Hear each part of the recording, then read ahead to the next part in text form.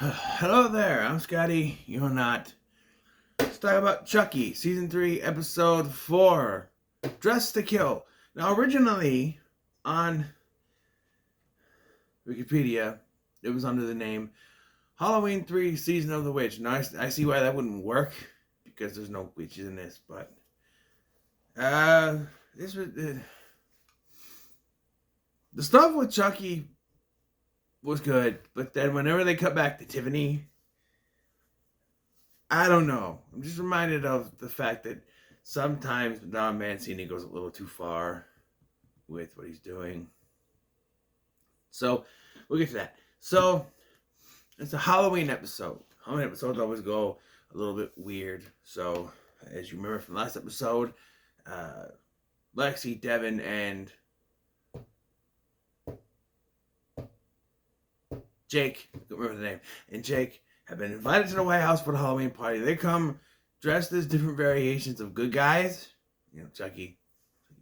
Chucky is dressed as the Phantom of the Opera, which does lead into a reveal at the end of the episode. Made me go, okay, we're doing this then. Yeah. So, yeah, it's a Halloween, and of course Henry is afraid of ghosts.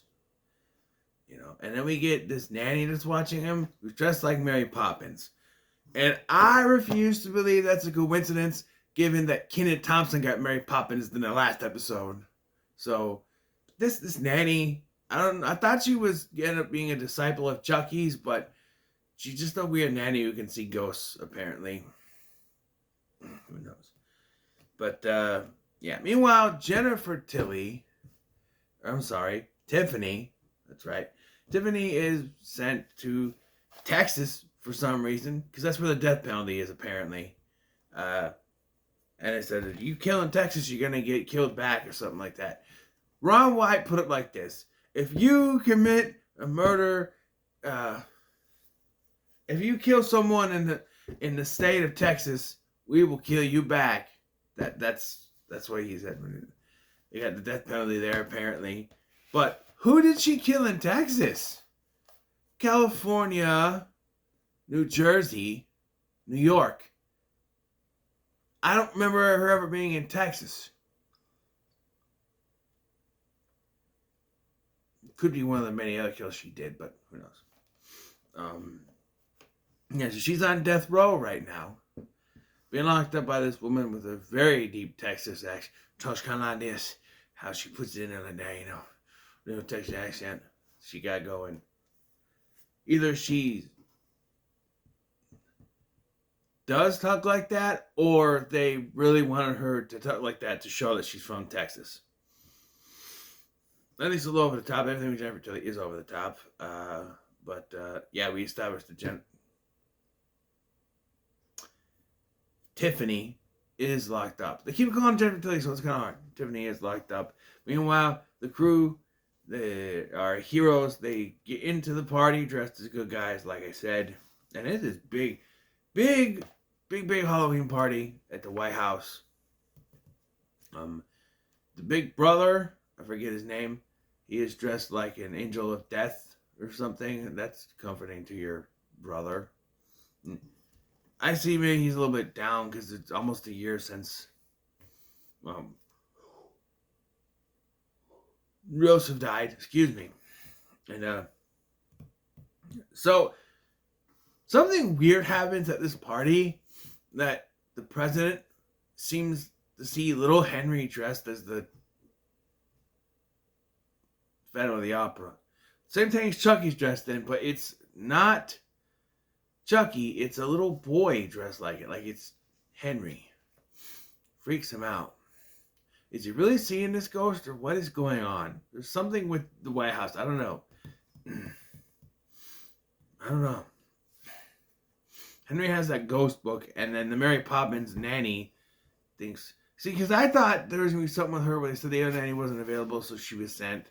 So, you know, I've seen The Omen. I know how that works. But, I don't know. And though he's afraid to go down to the party, he eventually does. We see that Chucky is hiding in the chandelier watching over people. Yes, we find out later he does something to that chandelier. Meanwhile, over in Tiffany land, Tiffany meets one of her cooking idols, played by Nia Vardalos. Why do I have a feeling this is supposed to be Martha Stewart, but she said, fuck no, I'm not doing this. It seems like it would work unless they were going to do that and realize, wait, we killed Martha Stewart off in this universe because apparently in Seed of Chucky she was executed. So maybe that wouldn't have worked. So they brought this character in, played by Nia Vardalos. She's fine, but she is the subject of one of the weirdest, stupidest things in this episode. She's smoking a cigarette and she puts it out, so Tiffany takes it. Despite this is a maximum security prison, she gets away with quite a lot of shit in this maximum security prison. She takes a cigarette butt, puts it in her gun. By the way, that was just put out, and you think it would still be hot, right? But no. And so she puts it into a voodoo. She gets her stuff. She puts it in a voodoo doll. She conjures up a spell, and she uses the voodoo doll to kill the woman. Now, it would have been simple if she just made her stab herself, and that was it. But no, we gotta go hokey and wacky by making her get her neck, and there's a whole thing where she's moving her head, she's trying to stab her in the face. She slices her wrists. She's banging her into walls. She's dipping her in the hot grease. Boiling oil. What are we going to call it? Vegetable oil. Yeah, it's too much. It's going overboard. You could just had her stab her, and that was it. Have her stab herself or slit her throat, and that would be it. But, no. And then she does it again to a different effect when the security guard I mentioned right here comes in and spits her gum in her food. She uses that as a way to control her, to help her get out of prison. So, yeah, we're not killing out Jennifer Tilly yet. Meanwhile, back at the ye old White House, party is a-going. And Lexi uses her thirst trap powers to seduce the guy seduce the oldest son. I forget his name. Grant.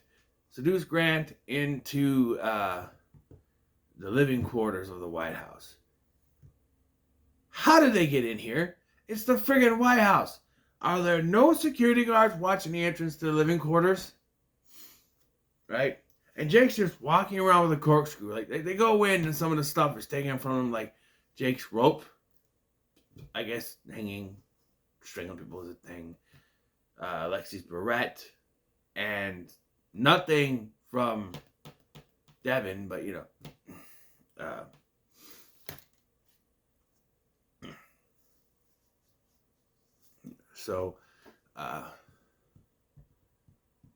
By the way, I'm starting to hate the first lady. She's just coming off as a bitch to me.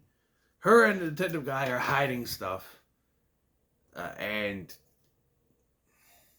it's just, I don't know. They're having a Halloween party. They're hiding the deaths from her husband. You're not hiding these now, are you? But, you knew what to come on. Getting late. I'm yawning. So anyway, they go to living quarters, and Lexi and Grant have a moment where they're kind of just smooching or whatever. There's some kind of attraction between them, even though she was just using him. And he does figure that out. While the other two scope around trying to find it. They get to Henry's room and no one's there. Chucky's smart. He knows. Everyone's down at the party. They go back to the party. And he realizes that she was using him. You know. And Chucky is there at the party. And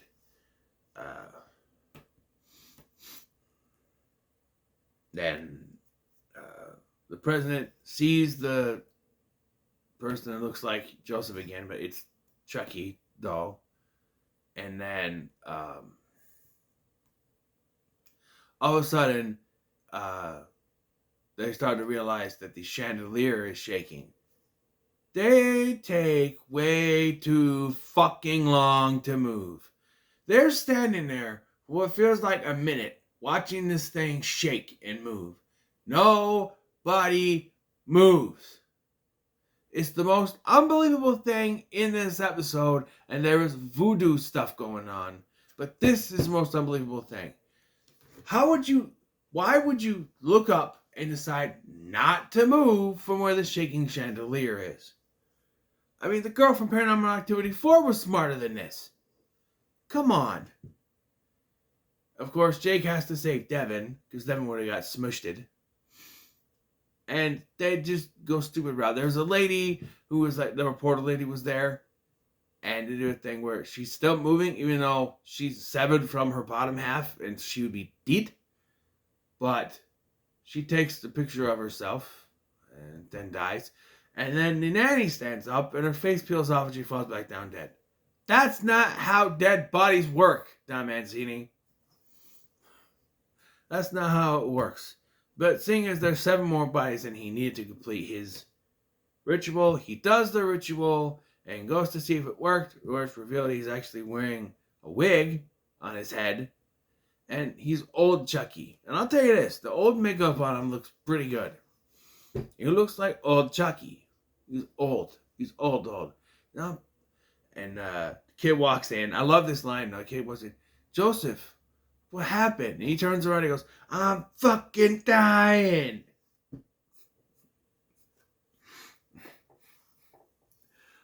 That's really where it ends. There was a moment when when the lights go up and they're trying to get everyone back into the residence. I thought that the 3, Jake, Chelsea. I'm thinking of Hell's Hell World now.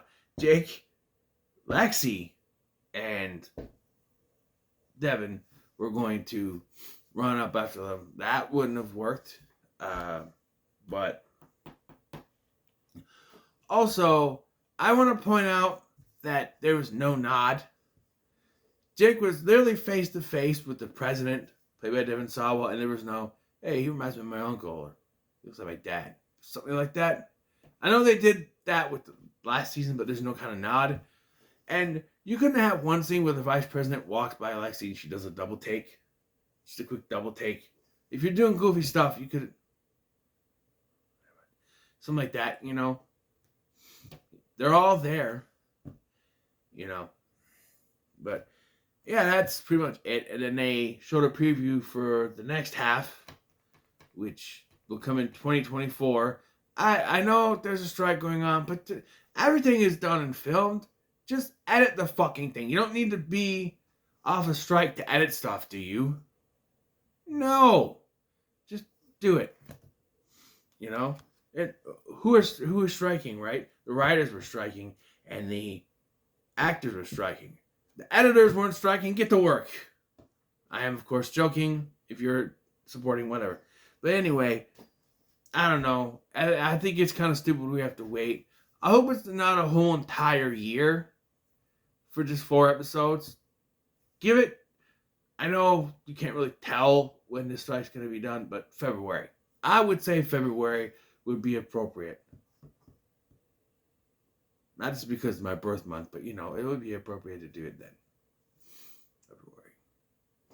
Because usually, actually, January.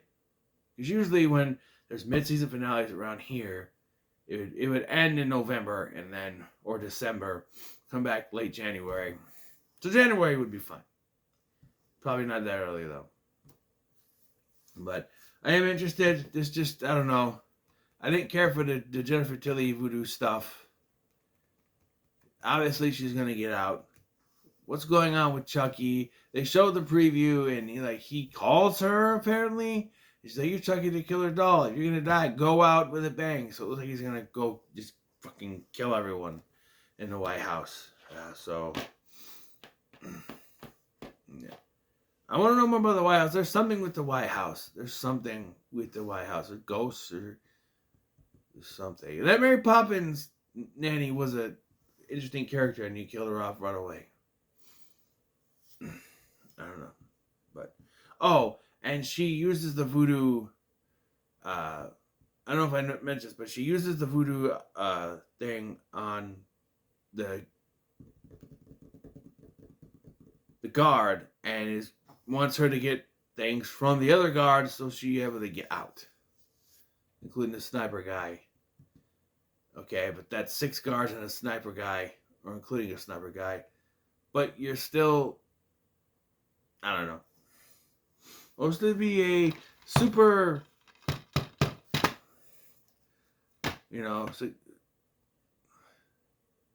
security, high security prison.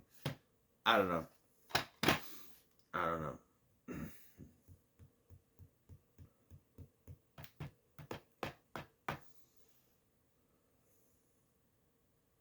Wait, why this big plan? If she's controlling this woman, why not have her come into the thing, have her lay down, and transfer your soul to her body? I know that they said in the last season she can only go into a Bell doll, but Tom Anthony hasn't cared about continuity before. Why do it now? I don't know. What about that other spell that can transfer pieces? And she could transfer a piece of herself into the guard, and the guard could just do her bidding. Why have to do with this voodoo spell thing? I don't know. And she calls this her religious stuff, but she opens it up in front of the woman, and right on top is the Voodoo for Dummies book. They didn't check her stuff before they gave it to her.